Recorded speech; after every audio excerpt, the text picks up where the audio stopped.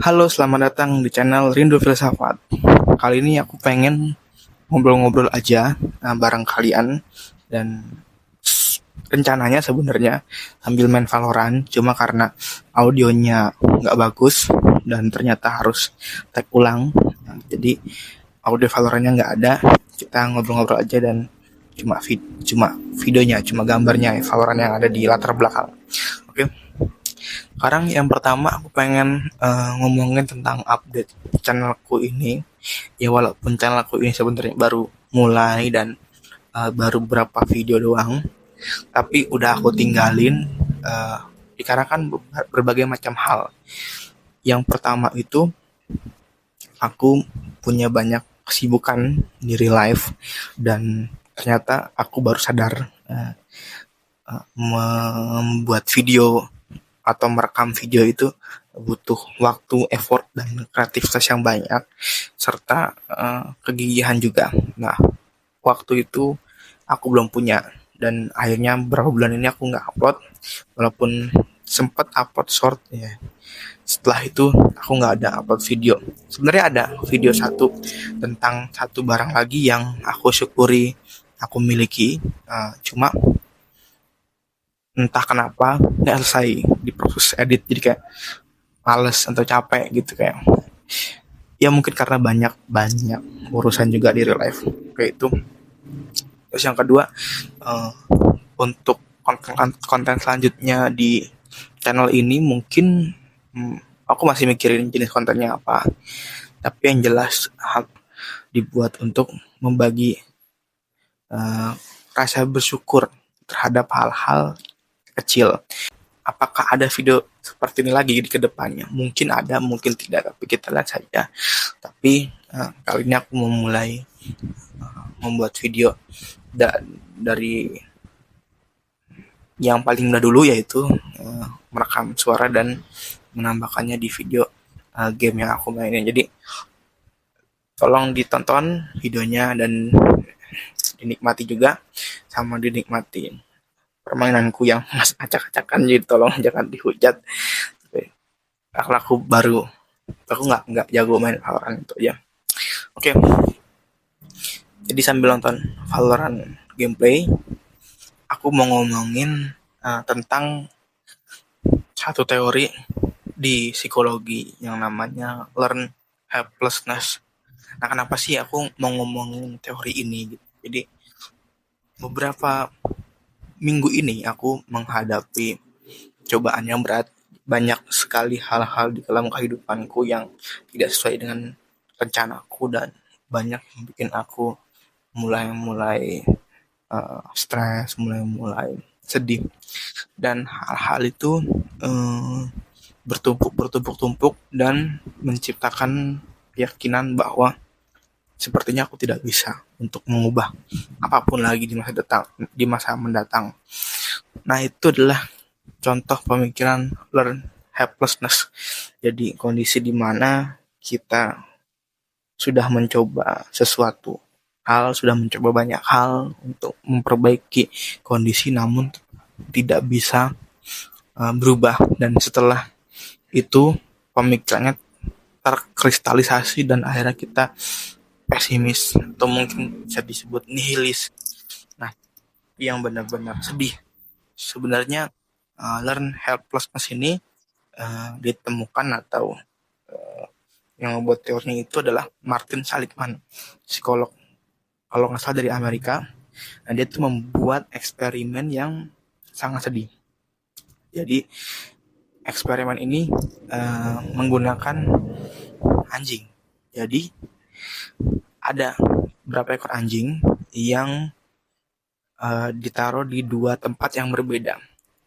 Satu tempat itu berbentuk kotak ya, berbentuk kotak yang bawahnya itu alasnya ada kayak kawat yang bisa nyetrum dia gitu, yang bisa nyetrum mereka. Dan di kotak itu ada dua sisi, yang satu ada sisi kawatnya yang bisa nyetrum, yang satu lagi yang tidak nyetrum. Nah, ketika eksperimen dijalankan, uh, anjing ini ketika mengetahui tempat yang dia diri yang dia duduk itu nyetrum, dia bakal pindah ke tempat yang tidak nyetrum. Jadi ada kayak halang rintang gitu loh, untuk loncat sedikit itu masuk ke tempat yang lain lagi.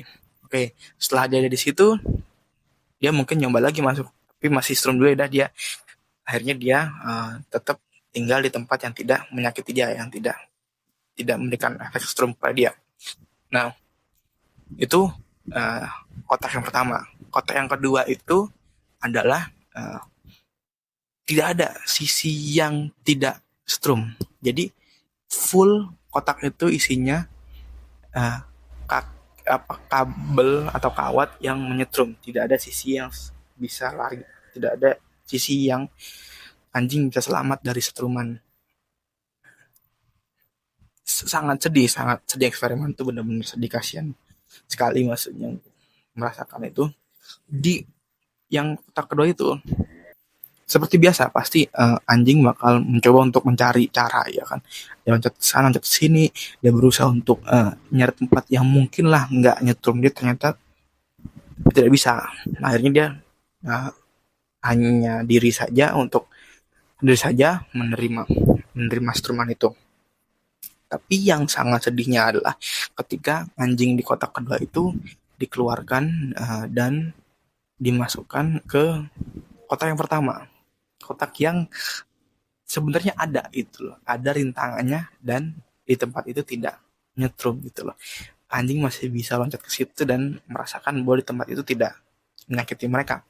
Namun anjing yang di kotak kedua itu setelah beberapa saat tidak bergerak, tidak mau mencari tempat yang aman, tidak berusaha untuk loncat ataupun kayak tetap menerima seperti yang dia lakukan di kotak kedua. Jadi dari eksperimen itu diketahui bahwa anjing yang ada di kotak kedua itu benar-benar merasakan bahwa apapun yang dilakukan dia tidak berguna, walaupun sudah ada di posisi yang berbeda, walaupun sudah ada di kotak yang berbeda. Nah, learn helplessness itu juga banyak dialami oleh manusia. Kita tidak memungkiri banyak mungkin dari kita yang pernah merasa di posisi ini, posisi di mana banyak hal-hal yang menimpa kita, banyak masalah-masalah yang terjadi di hidup kita. Setelah itu kita pengen lah, misalnya kita pengen untuk berubah, pengen untuk conquer the problem gitu mas, untuk menyelesaikan masalah. Namun tetap aja, entah kenapa setelah itu tetap tidak berhasil. Kita masih sakit, masih tersakiti, dan masih tidak bisa menemukan solusinya. Dan setelah itu ketika kita menghadapi masalah yang mungkin lain, atau mungkin circumstance yang berbeda, atau situasinya yang berbeda, kita tidak mau juga untuk berubah. Kita tidak mau mengambil jalan yang mungkin loh kita bisa kita lakukan, bisa membuat kita berhasil. Nah, kenapa aku ngomongin ini gitu? Jadi berapa minggu ini sudah aku bilang tadi, kayak aku mengalami kondisi itu, dan banyak hal-hal yang aku nggak bisa kontrol menerpa dan membuat pengalaman hidupku sangat berat. Akhirnya aku mencoba untuk mencari solusinya, mencoba untuk menghadapinya, tapi setelah itu gagal juga dan gagalnya parah. Akhirnya setelah itu berapa minggu itu mulai ada tanda-tanda nihilis. Kalau menurutku nihilis, kayak udah tidak ada semangat, tidak ada hal yang pengen aku capai, tidak ada perubahan yang aku pengen kejar. Dan akhirnya aku ingat bahwa ada teorinya Martin Seligman itu, dan akhirnya aku nonton video lagi, aku baru tahu bahwa ternyata aku learn helplessness. Lalu misalnya kita sudah tahu bahwa kita ada di kondisi learn helplessness, lalu apa yang bisa kita lakukan? Sebenarnya inti poin dari yang bisa kita lakukan di kondisi learn helplessness adalah kontrol gitu loh. Apa yang bisa kita kontrol, apa yang tidak bisa kontrol. Pasti di hidup ini pasti ada yang tidak bisa kita kontrol, yang harus kita hadapi dengan kesabaran, yang harus kita hadapi dengan keikhlasan, yang harus kita hadapi dengan legowo gitu. Dan tapi ada kok gitu loh, ada kok misalnya hal-hal yang bisa kita hadap, bisa kita usahakan, bisa membuat kita bahagia sedikit loh. Walaupun kalau aku pakai teori itu kayak scrap happiness, jadi kayak rongsokan kebahagiaan, kayak remah-remah ya, yang kecil-kecil itu masih bisa kok gitu maksudnya. Karena yang aku baca, yang aku tangkap dari learn helplessness itu biasanya hal-hal yang ngebuat manusia itu jadi pesimis kadang-kadang cuma temporal, kadang-kadang kejadian-kejadian yang temporal, yang nggak selamanya, misalnya ditolak oleh gebetan, atau kena bentak bos, atau misalnya kehilangan barang atau kecelakaan. Itu kan hal-hal yang temporal, yang nggak membentuk, maksudnya yang nggak membentuk terus menerus dirimu gitu, yang nggak memberikan efek terus menerus dirimu. Jadi itu pengalaman yang temporal. Tapi emang ada hal yang nggak temporal, yang nggak bisa diganti-ganti, ada. Dan itu ya, pemisahan hal yang bisa kontrol nggak bisa kontrol itu lah letak pentingnya di situ. Nah, makanya banyak orang yang bilang kayak motivasi kayak kontrol apa yang bisa kamu kontrol. Dari dulu aku nangkapnya, oh misalnya ada orang yang jahat ke kita nggak bisa kontrol. Oh ada situasi yang bikin kita sedih, kita nggak bisa kontrol. Oh ada situasi yang bikin kita kecewa, nggak bisa kita kontrol. Oke, udah gitu doang. Tapi ternyata aku melupakan bahwa situasi yang bisa aku kontrol, ya aku kontrol gitu loh. Tapi malah aku tetap fokus ke yang nggak bisa dikontrol. Udah aku lepas, cuma nggak aktif atau nggak semangat untuk hal-hal yang bisa aku kontrol. Nah akhirnya beberapa minggu ini aku nyari aktivitas yang ngebuat aku mungkin bisa mencari scrap happiness, kayak rongsokan kebahagiaan. Akhirnya dari sisi karir misalnya, aku nggak bisa mengatur karirku di beberapa hal. Akhirnya aku mencoba untuk menabung supaya aku bisa mempunyai modal ketika usaha. Dan akhirnya alhamdulillah aku udah punya tabungan berapa dan aku masih jauh sebenarnya, tapi ada semangat yang bisa aku banggakan itu loh. Terus yang kedua itu misalnya dalam hal happiness gitu loh, aku bingung misalnya banyak barang-barang yang aku punya nggak ngasih aku kebahagiaan. Akhirnya aku baca buku minimalisme, aku ulik tuh pemahaman minimalisme, dan aku ngerti bahwa barang nggak selamanya ngebuat kita bahagia. Dan akhirnya aku mulai membersihkan barang-barangku, dan aku fokus ke barang-barang yang ngebuatku memang bahagia dan cocok. Yang ketiga aku dalam sisi hobi. Nah aku bingung kan, hobi apa, kayaknya tidak ada yang buat semangat. Dan akhirnya aku milih untuk mau menamatkan satu game, yaitu Minecraft. Dan Minecraft itu sebenarnya game yang paling lama yang aku main dari zaman dulu. Nah belum pernah aku tamatin. Jadi kalau kalian tahu, di Minecraft itu ada bosnya tuh melawan naga. Nah aku belum pernah sampai ke situ, dan aku pengen banget untuk bisa namatin Minecraft itu. Dan akhirnya sekarang aku pelan-pelan mulai membangun Minecraftku untuk bisa mencapai final boss.